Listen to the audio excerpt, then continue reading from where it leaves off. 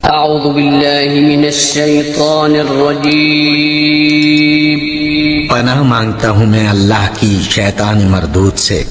بسم الله الرحمن الرحيم شروع اللہ کا نام لے کر جو بڑا مہربان نہایت رحم والا ہے۔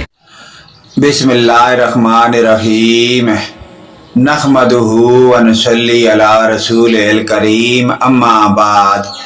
اللہ تبارک و تعالیٰ کا لاکھ لاکھ شکر ہے کہ جس نے ہمیں دنیا کی تمام نعمتوں سے نوازا اور ایک اشرف المخلوقات کا درجہ دے کر دنیا میں بھیجا تاکہ ہم اپنی پہچان کروائے اور ہم دنیا میں اچھے اور نیک عمال کر کے آخرت میں اس کا اچھا اور نیک صلاح پائیں۔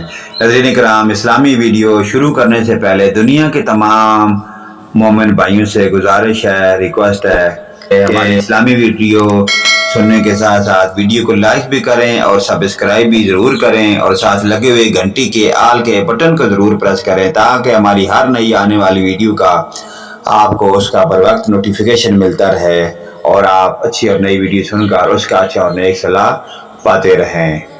ناظرین کرام، حدیث نمبر 5 صحیح بخاری سے یہ حدیث لی گئی ہے۔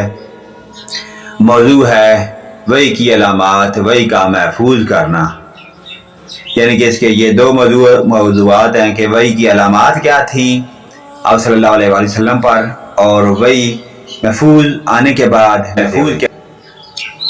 موسیٰ بن اسماعیل نے ہم سے حدیث بیان کی، ان کو ابو عوانہ نے خبر دی، ان سے موسیٰ ابن ابی عائشہ نے بیان کی، ان سے سعید بن جبیر نے، انہوں نے ابن عباس رضی اللہ عنہ سے کلام لائی لا طریق با لسانک تاجل با الخ کی تفسیر کے سلسلے میں سنا کہ رسول پاک صلی اللہ علیہ وآلہ وسلم نزول قرآن کے وقت بہت سختی محسوس فرمایا کرتے تھے، اور اس کی علامتوں میں سے ایک یہ تھی کہ یاد کرنے کے لیے آپ اپنے اونٹوں کو ہلاتے تھے۔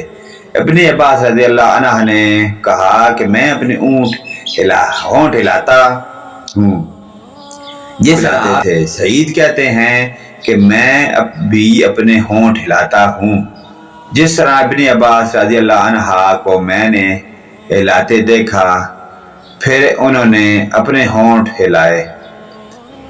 ابن عباس رضی اللہ عنہ نے کہا کہ پھر یہ آیت اتری کہ اے محمد، قرآن کو جلد جلد یاد کرنے کے لیے اپنی زبان نہ ہلاؤ، اس کا جمع کر دینا اور پڑھا دینا ہمارا ذمہ ہے۔ ابن عباس رضی اللہ عنہ کہتے ہیں کہ یعنی قرآن کریم آپ صلی اللہ علیہ وسلم کے دل میں جما دینا اور پڑھا دینا ہمارے ذمہ ہے، پھر جب ہم پڑھ چکیں تو اس پڑھے ہوئے کی اتباع کرو۔ ابن عباس رضی اللہ عنہ فرماتے ہیں کہ اس کا مطلب یہ ہے کہ آپ کو اس کو خاموشی کے ساتھ سنتے رہو، آپ اس کے بعد مطلب سمجھا دینا ہمارے ذمہ ہے۔ سبحان اللہ۔ پھر یقیناً یہ ہماری ذمہ داری ہے کہ آپ اس کو پڑھو، یعنی اس کو محفوظ کر سکو۔ چنانچہ اس کے بعد جب آپ کے پاس جبرائیل علیہ السلام وحی لے کر آتے تو آپ توجہ سے سنتے، جب وہ چلے جاتے تو رسول پاک صلی اللہ علیہ وآلہ وسلم اس وحی کو اسی طرح پڑھتے جسی طرح جبرائیل علیہ السلام نے اسے پڑھا۔ تو ناظرین کرام، وحی کی علامات کس طرح تھی، کیا طریقہ کار تھا وحی کا محفوظ کرنا، کس طرح تھا کہ آپ صلی اللہ علیہ وسلم کو فرمایا گیا کہ آپ سنیں، اس کے بعد آپ کے دل کے اندر محفوظ کرنا وہ ہمارا کام ہے۔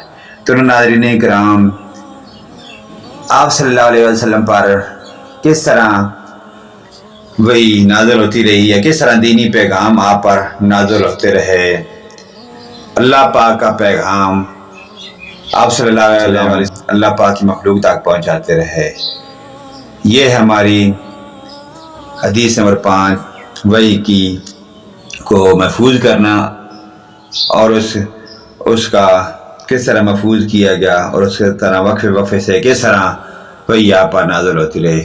نیکسٹ ویڈیو لے کر آپ کی خدمت میں ہم دوبارہ حاضر ہوں گے، اسی طرح آپ دینی اسلامی سچی ویڈیو سنتے رہیں۔ اللہ پاک آپ کو جزائے خیر عطا فرمائے۔ نیکسٹ ویڈیو لے کر آپ کی خدمت میں ہم دوبارہ حاضر ہوں گے. اجازت دیں. آمین ثم آمین یا رب العالمین. وآخر دعوانا الحمدللہ رب العالمین.